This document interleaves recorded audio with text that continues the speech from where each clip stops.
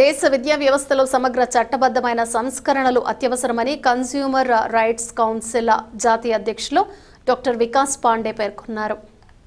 శ్రీకాకుళంలోని ఓ private హోటల్లో నిర్వహించిన media సమావేశంలో ఆయన మాట్లాడుతూ విద్యారంగంలో పెరుగుతున్న వ్యాపారీకరణ విద్యార్థులపై అధిక కోచింగ్ ఒత్తిడి ఆందోళనకరమన్నారు. 6వ తరగతి నుంచి 10వ తరగతి వరకు ఐఐటి, జేఈఈ, నీట్ సమగ్ర కోచింగ్ నిషేధించాలని, ఆర్టీఈ చట్టం, బాలల రక్షణ నిబంధనలు, జాతీయ విద్యా విధానం 2020ను ఖచ్చితంగా అమలు చేయాలని ప్రభుత్వాన్ని కోరారు. విద్యార్థులపై విద్యాభారం తగ్గించి విద్యా వ్యాపారీకరణను అరికట్టేందుకు కఠిన చర్యలు అవసరమన్నారు.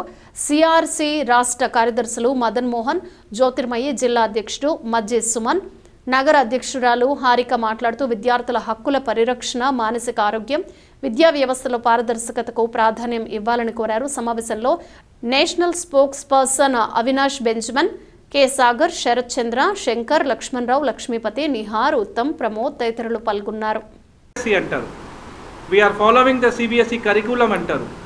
సిబిఎస్ఈ స్కూల్ అంటే మీ ద్వారా ఈరోజు మన శ్రీకాకుళం ప్రజా అందరికీ చెప్పాలి అనుకుంటున్నాను. మీ పిల్లలకి మీరు స్కూల్ జాయినింగ్ కోసం తీసుకువెళ్తే ఫస్ట్ మీరు ఏం అబ్జర్వ్ చేస్తారు? బిల్డింగ్ సైజ్ ఎంత ఉంది, గ్రౌండ్ ఉంది లేదా. ఒకవేళ బిల్డింగ్కి గ్రౌండ్ లేదైతే అది సిబిఎస్ఈ కానీ ఐసీసీ బోర్డు కానీ కాదు, అది పక్కా స్టేట్ సిలబసే, స్టేట్ అఫిలియేటెడ్. బట్ వాళ్ళు ఏం చేస్తారు, ఇదిగోండి మా బుక్ చూడండి, we're following the CBSE curriculum చెప్తున్నారు. CBSE curriculum it doesn't mean that they have affiliated with the CBSE board. అది కంప్లీట్గా ఒక వాళ్ళ ద్వారా చేసిన క్రైమే అది. సో మీ ద్వారా ఈరోజు మన శ్రీకాకుళం జనాలు అందరికీ వెళ్ళాలి విషయం.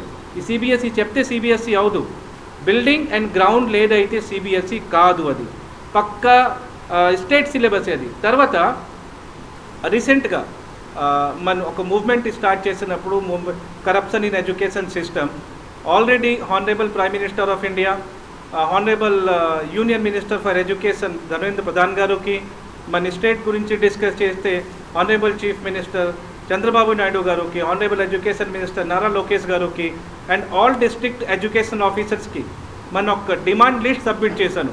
అందులో ముఖ్యంగా డిమాండ్ ఏంటంటే, ఇప్పుడు ఈ స్కూల్ టైమింగ్స్ మీరు చూస్తున్నారు కదా, తెల్లవారు 8:30 నుంచి 5:30 వరకు, కొన్ని స్కూల్స్ అయితే 7:30, 8 వరకు, నారాయణ, చైతన్య అలాంటి వాళ్ళు అయితే 7 వరకు 8 వరకు కూడా స్కూల్ ఉంది.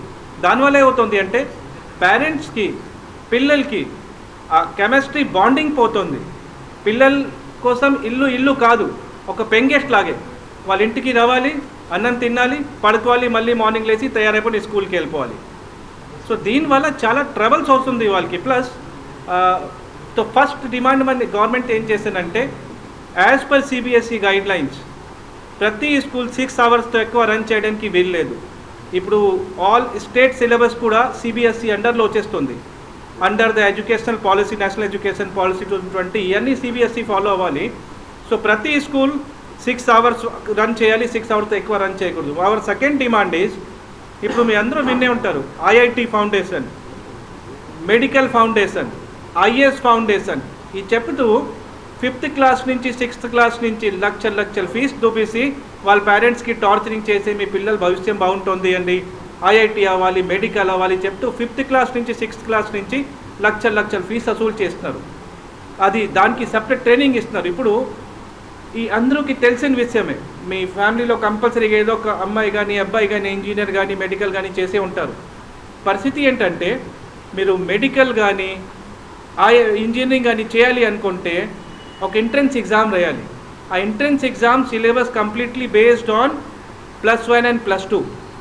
సో +1, +2 సిలబస్ మీరు స్టాండర్డ్ 5th నుంచి 6th నుంచి స్టార్ట్ చేసేస్తే ఆ పిల్లల మెంటాలిటీ ఎలా ఉంటుంది ఆలోచన చేయండి.